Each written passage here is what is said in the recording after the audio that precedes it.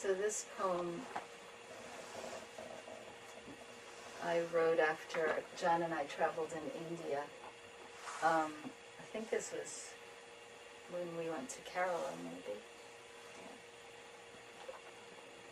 Yeah. And it goes, there's a question and then a sort of pseudo-answer. That's the form. It's called Indian Love Song. And did I go to the ends of the earth with you? I did. And did we ride north on Highway 47 to the palace of Padmanapuram and touched the carved breasts of the gatekeepers outside Saraswati's chamber? Oh yes. And did we ride north, did we ride on 9 trains, sometimes clear through the night? And did we learn from strangers that we'd met them before somewhere along a road, a river, a path, another journey, in another lifetime, perhaps? It is written, yes. And did we stand in the halls of worship for the Jains, the Hindus, the Muslims, the Catholics? And did you dip your fingers in the clamshell filled with holy water? And did I press my ear against the musical pillar made of granite and touch its liquid song? Together, all of this. And did the boy on the crowded bus slide his body over to make room for yours as the elder, not mine as the woman? Yes, and we laughed. And did we eat idlis, dosa, sambar, and coconut chutney till we didn't want them anymore? Yes, but now it's hard to believe we were once sated. And did we watch men and women pulling tiny silver fish off the nets and into buckets for selling, while the snakes writhed on the sand nearby, trying to find their way back to water? We were afraid of swimming. And did the priest turn the mirror toward our faces so we could see the God within? And did we see it? And are we whole? We were bathed with seeing. And did we understand there's no good or bad, big or small, only what is? Sometimes we did. And could we answer the temple guard's question, for what purpose do you come here? Put to us aggressively then, with calm now?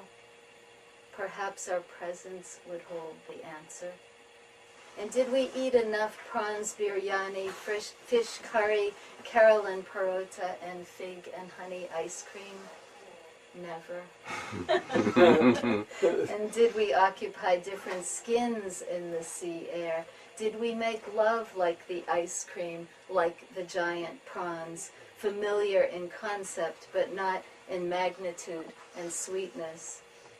Yes, we met each other as travelers first, husband and wife second.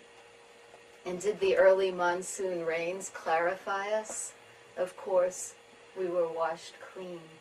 And did we stand mesmerized by the mustard yellow house near the town's deep and ancient well, taking in the sound of a man practicing violin in the front room, the one most open to the street? How solitary and public he was. Did we take this in? It made us want to change the world. And were we happy where things are never straightforward? And did we go far into nothing to know everything? And did our bodies become eyes? Now, okay, here's one from the Gem Ghetto. This is a little ghetto behind the Taj Mahal called the Taj Gan. And the descendants of the people who did the inlay work on the Taj Mahal still reside there. But they don't put their effort into quite the same thing as their ancestors did. And so this is a little story from the Gem Ghetto. The man brought out 2 cups of tea and left me on my own over a tray of precious stones, a shaft of sun from a tiny window lighting the counter where I put my fingers into a sparkling pyramid of rubies, sapphire, and finely cut lapis. Because he had temporarily excused himself, and because I knew the city was known for lacing tourists' tea with sleep-inducing drugs, I switched the proprietor's cup with the one he'd given me, not realizing he knew I'd do this, had laced his own cup with the drug I'd hoped to avoid.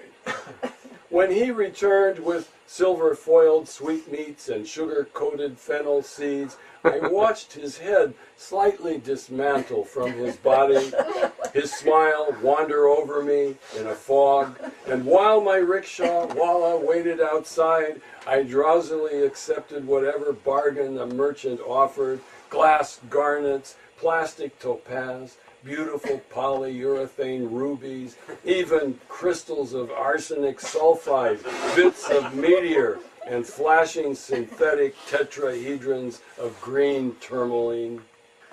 When I came to, I was in the bus station, under a clock with a smiling Bombay movie star, missing my wristwatch and belt, but I had my diamonds, suspiciously light in their tiny plastic box, and fine beads of fool's gold wrapped in the unsmudged ink of my traveler's checks.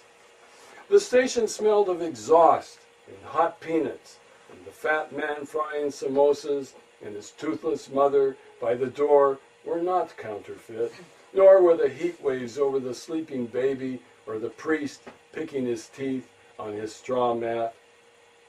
As the bus arrived and people pushed aboard, I found my place among suits and saris and sap-stained legs, while out the window a rooster began to crow. It was there I realized, as I waited for the journey to begin and my drowsed head to clear, that there will always exist between charm and truth the monkey and jive of the human nod over fault stones, while the gods glitter in their niches and the cosmic abacus clacks up the cost of trust and ignorance. I felt a little better, I suppose, even smiled as the bus turned its chrome eyelids to the vast, dry hills. I opened a book and rolled my money into a shoe where it would be safe as the earth turned dark, and one by one the lights of passing villages came on.